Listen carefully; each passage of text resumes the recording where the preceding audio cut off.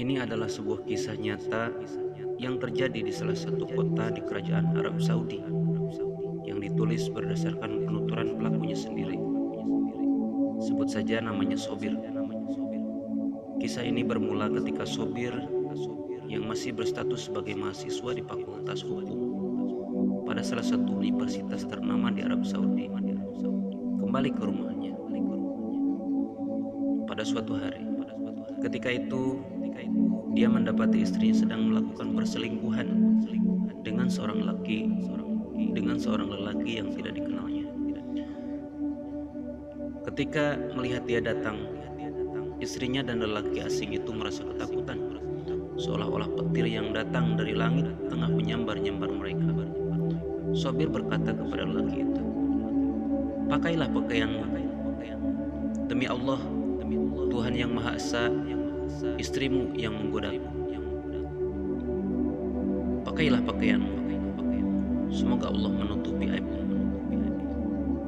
Sobir mengusir orang ini keluar dari rumahnya, sementara api kemarahan tengah bergejolak hebat di dalam dadanya. Namun dia berusaha untuk menguasai dirinya, karena dia yakin ada hikmah di balik kejadian ini. Lelaki itu pun keluar dari rumah dengan senyum sinis karena menganggap Sobir adalah suami yang bodoh. Terbukti dia tidak marah kepadanya, bahkan membentaknya pun tidak. Sobir hanya mengatakan, "Cukuplah Allah menjadi penolong bagiku dan dia sebaik-baik pelindung atas semua kesedihan dan rasa sakit yang aku rasakan." Jika seseorang dalam posisi seperti ini, mungkin dia akan memilih mati daripada hidup menanggung malu. Namun Sobir adalah seorang yang soleh. Dia kembali ke kamar yang melihat istrinya dan mengatakan, "Istriku, tolong segera kumpulkan semua pakaian dan barang-barangmu. Aku menunggu di luar kamar untuk mengantarmu ke rumah keluargamu." Istrinya tertunduk malu dan duduk sambil menangisi dirinya. Dia menyesali apa yang telah terjadi dan baru tersadar bahwa itu semua adalah perbuatan setan durjana. Sobir dengan tenang menjatuhkan talak 3 kepada istrinya, lantas mengatakan, "Semoga Allah menutup aibmu. Cukuplah Allah menjadi penolong bagiku dan dia sebaik-baik pelindung." Setelah wanita itu selesai berkemas, Sobir mengantarkan ke sebuah kota dengan jarak perjalanan 300 km. Hingga sampai rumah keluarga mantan istrinya tersebut.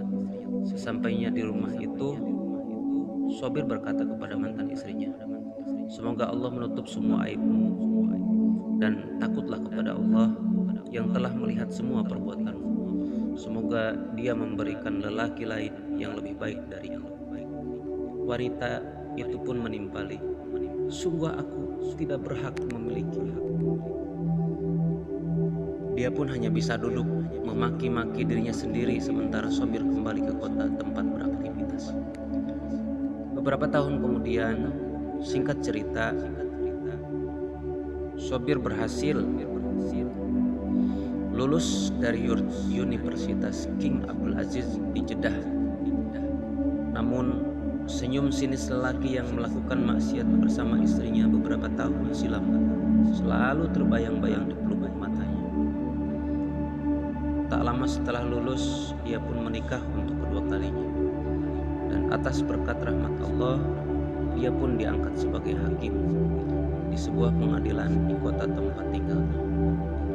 Dia pernah bercerita kepada salah seorang kolega perihal istri keduanya yang begitu baik.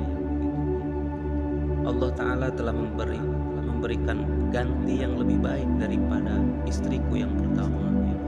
Aku bahkan tidak pernah bermimpi mempunyai istri sebaik dia. Suatu ketika dia pernah diminta mengajar di alma maternya karena dia berhasil mendapatkan predikat mahasiswa terbaik kedua. Tetapi dia menolak dan hanya memilih profesi sebagai hakim saja. Dia pun fokus untuk melanjutkan studinya ke jenjang yang lebih tinggi. Tidak lama setelah menyelesaikan program magister, dia pun berhasil merampungkan program doktor dengan waktu yang tidak lama.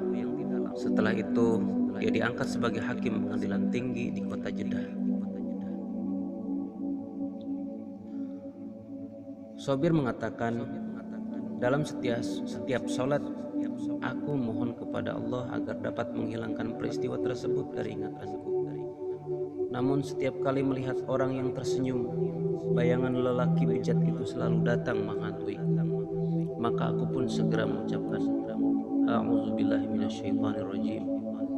Aku berlindung kepada Allah dari godaan syaitan yang terkutuk. Seperti biasanya, Sobir menerima berkas perkara pidana yang harus diproses secara hukum dengan segera melalui pengadilan. Salah satu berkas yang diterima adalah kasus pembunuhan. Pada saat itulah dia mengetahui ganjaran dari Allah terhadap kata-kata yang pernah diucapkan sebelumnya. Cukuplah Allah menjadi penolong bagiku dan dia sebaik-baik pelindung. Tak menyangka pembunuh tersebut adalah orang yang pernah dia temui bersama istri pertamanya di dalam rumah beberapa tahun silam. Orang itu terbukti telah membunuh seseorang dengan besi sehingga kondisinya sangat mengenaskan. Ketika lelaki itu datang ke kantornya, terjadilah dialog di antara mereka berdua. Tuan, aku hanya meminta pertolongan Allah, kemudian kepada Anda. Apa yang membawamu ke sini dan apa masalahmu? Aku menemukan seorang pria di tempat tidur bersama istriku, lalu aku langsung membunuhnya. Mengapa kamu tidak membunuh istrimu sekalian agar kamu bergelar sang pemberani dan anak dari bapak pemberani?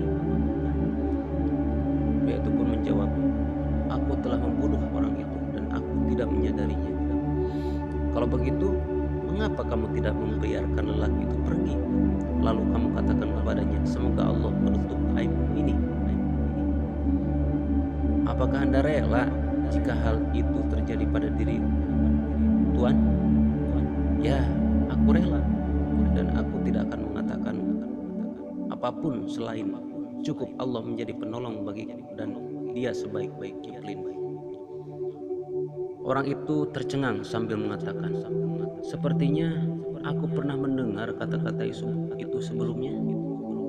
Ya benar, aku pernah mendengarkannya dari mulutmu ketika kamu melakukan perselingkuhan dengan istriku di dalam kamarku. Kamu memanfaatkan kepergianku untuk berzina dengannya. Apakah kamu ingat senyum sinismu kepadaku ketika beranjak dari rumahku? Apakah kamu ingat aku mengatakan semoga Allah menutup aibmu ini? Sungguh ketika itu jantungku baik disayat-sayat dengan sembiru. Aku merasakan sakit tak terperikan. Memang benar Allah tidak menghukummu ketika itu, namun kamu terus melakukan maksiat kepada Allah sehingga sekarang kamu kisos sedang menunggu. Aku bersumpah demi Allah yang Maha Agung bahwa aku yakin sepanjang hidupmu pasti kamu tidak akan pernah melupakan peristiwa itu. Sobir pun terdiam beberapa saat, kemudian dia kembali angkat bicara. Menurutmu apa yang bisa aku lakukan sekarang jika keluarga korban tidak mau memaafkanmu? Sudah pasti aku akan menerapkan hukum Allah pada dirimu, yaitu kisos. Aku sudah mengetahui hal itu, tapi aku hanya meminta satu hal dari Anda. Apa yang kamu inginkan? Aku ingin Anda memaafkanku dan berdoa kepada Allah agar melimpahkan rahmat-Nya kepadaku. Aku akui bahwa aku telah menuruti langkah setan yang terkutuk. Hanya Allah sebagai saksi bahwa apa yang dikatakan oleh istrimu itu benar. Akulah yang telah menggodanya dengan bermacam cara untuk merenggut kehormatannya. Jika satu cara gagal, maka aku selalu berusaha mencari cara yang lain. Inilah yang sebenarnya terjadi. Duhai, kiranya Anda membunuhku ketika itu sehingga aku tidak mengalami hal yang serupa. Semoga Allah memaafkanmu di dunia dan di akhirat kelak. Sungguh peristiwa itu bukan hal yang mudah untuk dilupakan. Akan tetapi aku selalu berzikir kepada Allah agar memudahkan semua urusanku. Sobir tidak berhenti sampai di situ. Dia berusaha menghubungi beberapa pemuka agama untuk membujuk keluarga korban agar sudi memaafkan si pembunuh. Karena memaafkan adalah tanda kebesaran jiwa seorang. Sekalipun tidak memaafkannya juga hak keluarga tersebut. Namun hikmah Allah di atas segalanya. Keluarga korban tidak mau memaafkan pembunuh itu. Mereka bersikukuh agar hakim menjatuhkan hukuman qisas kepada orang itu, sehingga tidak ada lagi korban berikutnya. Subhanallah. Dari kisah ini kita dapat petik pelajaran bahwa setiap amalan akan diganjar di dunia sebelum di akhirat kelak. Entah itu amalan baik maupun amalan buruk. Sungguh benar apa yang difirmankan Allah Ta'ala, maka maafkanlah dan berlapang dadalah sampai Allah memberikan perintahnya. Sungguh Allah Maha Kuasa atas segala sesuatu. Al-Baqarah ayat 109. Itulah kisah inspirasi Islam. Semoga bermanfaat. Wassalamualaikum warahmatullahi wabarakatuh.